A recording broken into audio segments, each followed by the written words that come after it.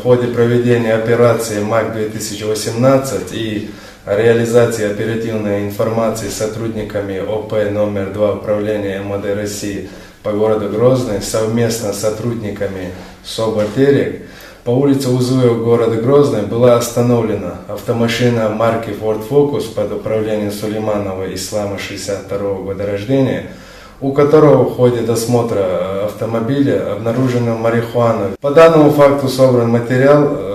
В настоящее время решается вопрос о возбуждении уголовного дела по статье 228 Уголовного кодекса Российской Федерации.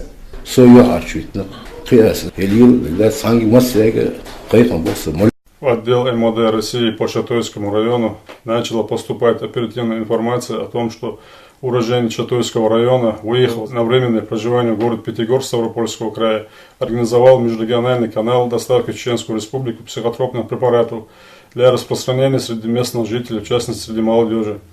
В ходе проведенного оперативно-розыскного мероприятия сотрудниками ОРУ МВД России по Чатойскому району совместно с другими подразделениями правоохранительных органов Чеченской Республики в ходе реализации данной информации был установлен и доставлен ОМВД России по Чатойскому району Дурдышев Заур Зияевич, у которого при личном досмотре было обнаружено изъято вещество растительного происхождения темно-зеленого цвета с характерным запахом конопли весом примерно 200 граммов. В соответствии с действующим законодательством является крупным размером. По данному факту проводится процессуальная проверка.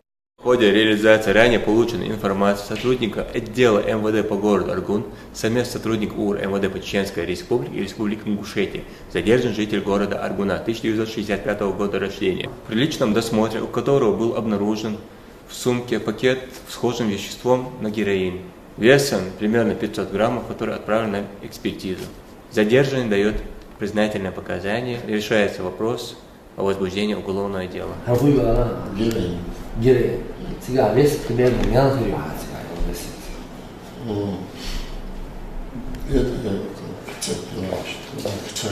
Около 500. Вообще героин касается шадига, он представь мне, что как ты на это пошел вообще? Тем более, что тебя его гопкавил она и количество чего крупное. Он обучил меня человека.